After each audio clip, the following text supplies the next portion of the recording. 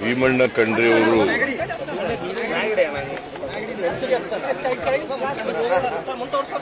ಬಹಳ ದೀರ್ಘಕಾಲ ಕರ್ನಾಟಕದಲ್ಲಿ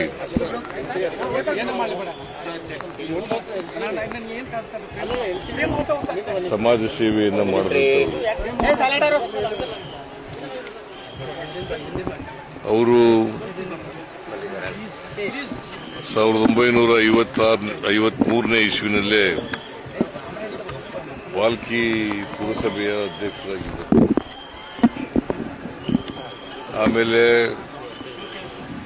62ರಲ್ಲಿ ಶಾಸಕರಾಗಿ 4 ಬಾರಿ ಶಾಸಕರಾಗಿದ್ದರು. ಆಮೇಲೆ 2 ಬಾರಿ ಮೇಲ್ಮನೆಯ ಸದಸ್ಯರಾಗಿದ್ದರು. ಒಮ್ಮೆ ಮಾತ್ರ ಮಂತ್ರಿಯಾಗಿದ್ದರು. ವೀರಪ್ಪ ಮೊಯ್ಲಿಯವರು ಮುಖ್ಯಮಂತ್ರಿಯಾಗಿದ್ದರು. ಒಮ್ಮೆ ಮಂತ್ರಿಯಾಗಿದ್ದರು. ಅವರು ಸಮಾಜವಾದಿ ತತ್ವಗಳಿಂದ ಪ್ರೇರೇಪಣೆಯನ್ನು ಪಡೆದಂಥವರು. ಅದಕ್ಕಾಗಿ ಇಡೀ ಜೀವನದಲ್ಲಿ ಬಹಳ ಸರಳವಾಗಿ ಸ್ವಾಭಿಮಾನಿಯಾಗಿ ರಾಜಕಾರಣ ಮಾಡಿದರು. ಬರೀ ರಾಜಕಾರಣ ಅಷ್ಟೇ ಅಲ್ಲ, ಅವರು ಶಿಕ್ಷಣ ಕ್ಷೇತ್ರದಲ್ಲಿ ಬಹಳಷ್ಟು ಕೆಲಸವನ್ನು ಮಾಡಿದರು ಮತ್ತು ಸಹಕಾರ ಕ್ಷೇತ್ರದಲ್ಲೂ ಕೂಡ ಬಹಳಷ್ಟು ಕೆಲಸವನ್ನು ಮಾಡಿದರು. ಬಹುಶಃ ಅವರು ಮಹಾತ್ಮ ಗಾಂಧೀಜಿಯವರಿಂದ ಪ್ರೇರೇಪಿತ ಆಗಿದ್ದಂಥ ವ್ಯಕ್ತಿ.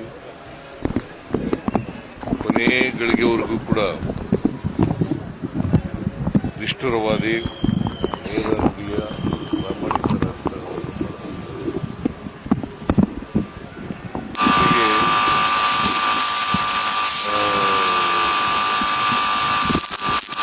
ಕ್ಷೇತ್ರ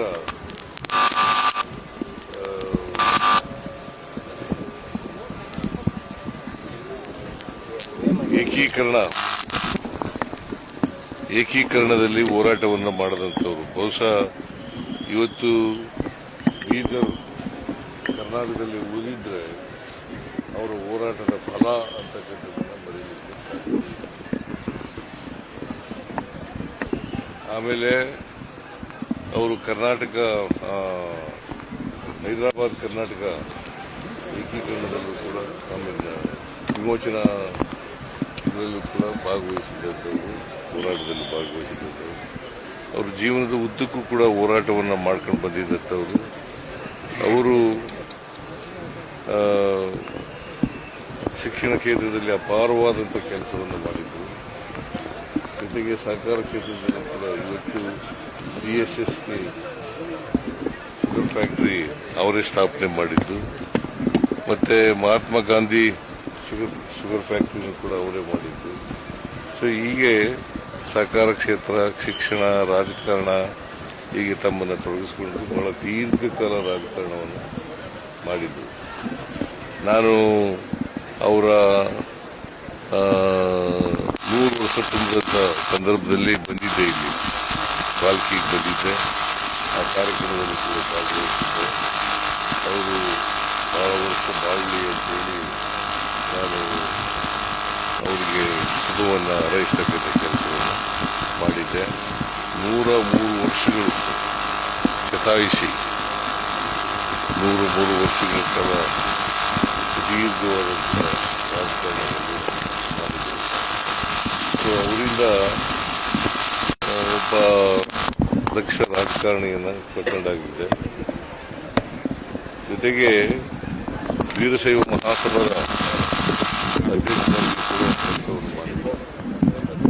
ವೀರಶೈವ ಮಹಾಸಭಾ ಅದರ ಅಧ್ಯಕ್ಷರಾಗಿ ಸುಮಾರು 12 ವರ್ಷಗಳ ಕಾಲ ಕೆಲಸ ಮಾಡಿದರು.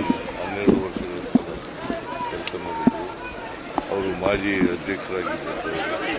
ಅವ್ರ ಕಾಲದಲ್ಲಿ ಎಲ್ಲ ಶರಣ ಬಂಧುಗಳು ಮಂತ್ರವನ್ನ ಹೇಳಬೇಕು. ಲಿಂಗಾಯತರು ಅವುಗಳನ್ನೆಲ್ಲ ಒಂದು ಮಾಡಲಿಕ್ಕೆ ಶ್ರೀ ಗುರು ಬಸವಲಿಂಗಾಯ ನಮಃ. ಓಂ ಶ್ರೀ ಗುರು ಬಸವಲಿಂಗಾಯ ನಮಃ. ಬೀದರ್ ಓಂ ಶ್ರೀ ಗುರು ಬಸವಲಿಂಗಾಯ ನಮಃ. ಓಂ ಶ್ರೀ ಗುರು ಬಸವಲಿಂಗಾಯ ನಮಃ. ಆಗ್ಬೇಕು. ಅವರ ಆತ್ಮಕ್ಕೆ ಚಿರಶಾಂತಿ ದೊರಕಲಿ, ಅವರ ಕುಟುಂಬ ವರ್ಗದವರಿಗೆ, ಅವರ ಅಭಿಮಾನಿಗಳಿಗೆ ಅವರ ಸಾವಿನ ದುಃಖವನ್ನು ಓಂ ಶ್ರೀ ಗುರು ಬಸವಲಿಂಗಾಯ ನಮಃ ಪ್ರಾರ್ಥನೆಯನ್ನು ಮಾಡ್ತೇನೆ. ಜೊತೆಗೆ ಇವತ್ತು ಸರ್ಕಾರದ ವತಿಯಿಂದ ಸರ್ಕಾರದ ಸಕಲ ಗೌರವಗಳೊಡನೆ ಅವರ ಅಂತ್ಯಕ್ರಿಯೆ ಆಗ್ತದೆ. ನಾನು ಅಂತ್ಯಕ್ರಿಯೆಯಲ್ಲಿ ಭಾಗವಹಿಸ್ತೇನೆ.